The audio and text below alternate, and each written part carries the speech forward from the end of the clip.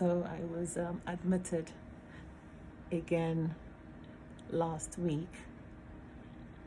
This time around, the primary reasons being for pain and breathlessness.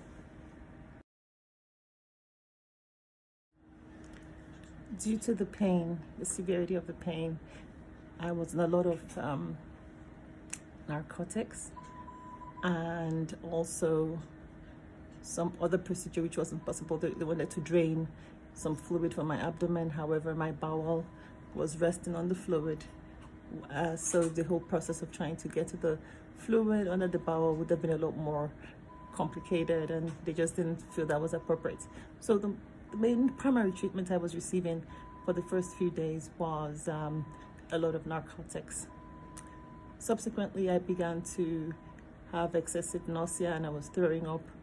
I couldn't retain anything, and it was on only IV type fluids for everything, intravenous fluids for everything, clear fluids even for my meals and things.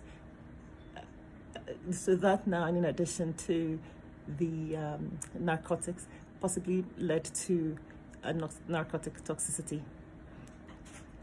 When the pain began to ease off, I began to demand, I didn't have to demand, but began to request decline the narcotics because the pain was easing off. And this led to severe withdrawal symptoms, including uncontrolled shaking and a lot of other horrible things which I do not want to go into. However, for the most part, the toxicity experience was also very unpleasant, included a lot of hallucinations, dreams, vivid dreams and nightmares, and just not being able to sleep for a number of days as well. I speak about this because when you experience, this is just literally less than a week, I would say, or maybe a week of being on heavy narcotics and a day or two of not being on or being weaned off of it, and how severe that was. Can you just now imagine someone that has spent years on drugs as an addict and they're trying to get off of it? Can you imagine how difficult that would be? I can't even imagine how my little ordeal, what that would have played out like if it was years, for instance, of substance use and for me, mine was completely controlled. But can you imagine years of substance use that's not controlled and this person is trying to get off of it? This is just a plea for compassion for anyone you know that might be going through some form of addiction. It's a journey that you have to love, work with them, and be very patient. You can never understand until you've been through it.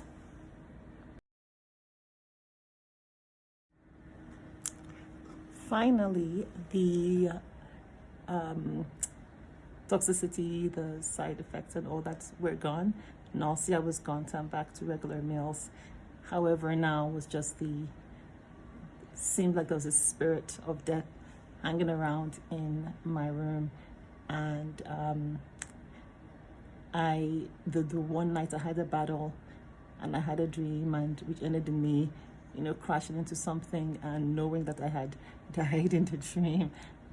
Opened my eyes and I was still in the hospital. So that night I probably called my husband maybe 3 or 4 times. At about, for sure I remember at 2 a.m. and 4 a.m. and again at 8 a.m. I had said, I'm not spending one more day in the hospital. I have to leave tonight. Not tonight, today, that's this morning, that morning, a number of days ago. And so after a whole process, thank God, the solution was, rather than premature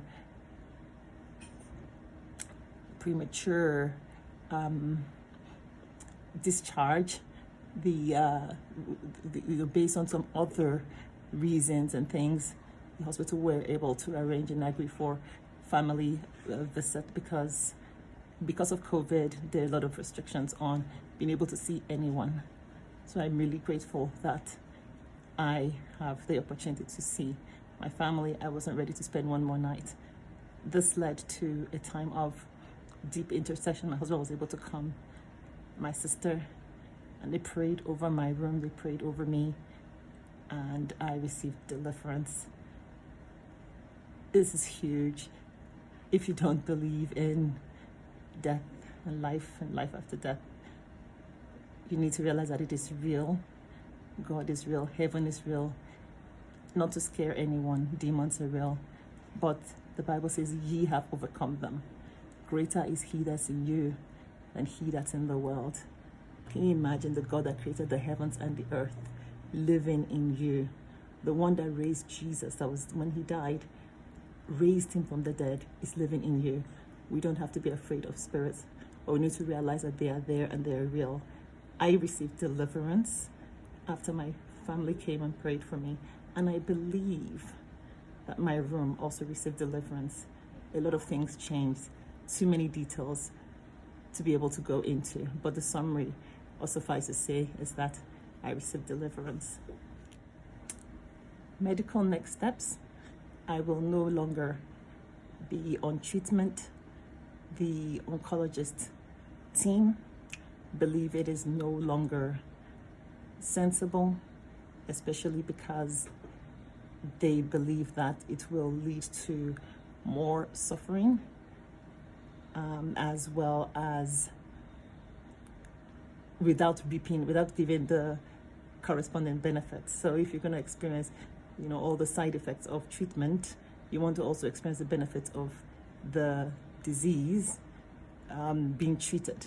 But if you're receiving treatment and the disease is not being treated, then the patient's just going through all the side effects without the disease being treated. And that, according to the oncologist, has been the case, that the disease now is showing not responding to treatment, and so they do not believe it's appropriate to continue treatment. So medically speaking, I'm stopping treatment, and that is the end of this update.